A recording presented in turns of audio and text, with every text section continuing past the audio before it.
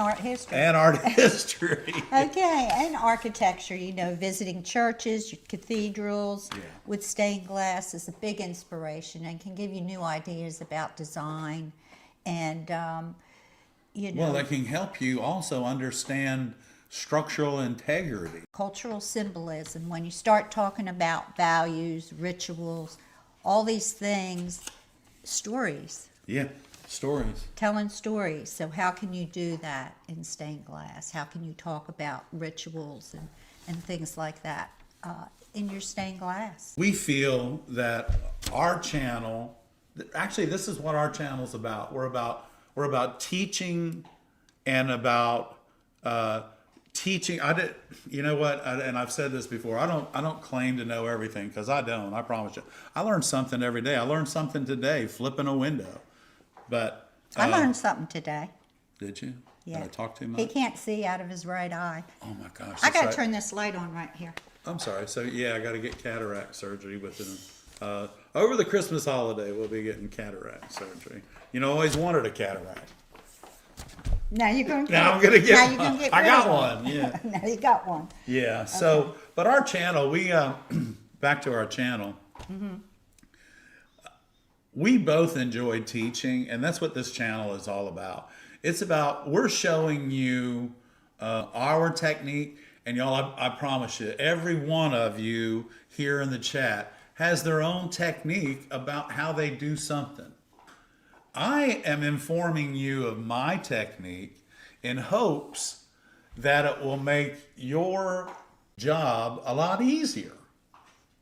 Because there were things that nobody told me a long time ago. It's kind of like, I had a friend that wanted that the old guys, he used to say, how do you make a bubble in the glass, Pappy? And he'd say, you just put your mouth on it and blow. Just put your mouth on the pipe and blow. And blow. And these guys, were, really good at what they did, but they weren't giving away any of their secrets. And then the other thing is they would put hot sauce on the tips of the pipes, just so that my friend, when he did try to blow a bubble, it got a little spicy for him. But, however, Barbara and I have some of his work in our collection now, and he's really a good glass blower. He's very talented, and actually taught us how to blow glass. So anyway, what I'm trying to explain to y'all is that our channel isn't about who, I'm better than you or you're better than me or whatever.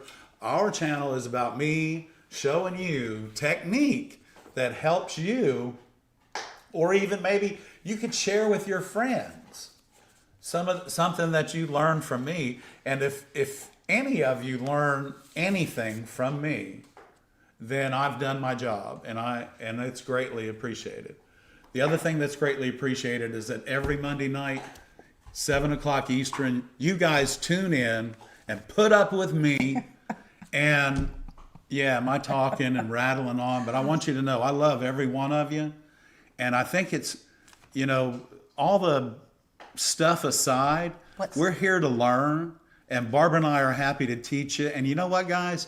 There are no secrets. I have a window commission for the side windows of a door. I am making the framing, but should I worry about any caulk or weather stripping between the glass and the wood frame? If the exterior or the protective glass is sealed in, that's all you need. You can set the stained glass in from behind it, stop it out with your molding, and not worry about it. A lot of times what will happen if you try to seal that up without a desiccant or it actually being a double pane window, you're going to have sweating in between it. If you'll and never caulk stained glass windows in, because you'll never get them out if something happens. You will just rip them apart. So the idea for that is to seal the outside protective glass thoroughly, make sure that you're not going to get any water in there, and then install your stained glass from behind, but allow air to move through it so that it doesn't sweat. And then you would we do caulk that all the the time. outer, or you would put wood stops in, To hold it in. or caulk the outer edge. No, just put the wooden molding in. I see, because it's already already Yeah, sealed it's in. already Right. sealed. Right. Okay. But that's a good question, and because You never want to caulk anything in if you can help it. Yeah, if a piece breaks, oh, it's tragic. I'm sorry, y'all. I had to get a Okay, yeah, drink we've been of- going all Ooh, day. It's It's been a crazy crazy today. day, yeah. So That's we just good. got in. It's a good kind of crazy. And, okay, another question. At what size should I include rebar reinforcement to a Tiffany style stained glass window?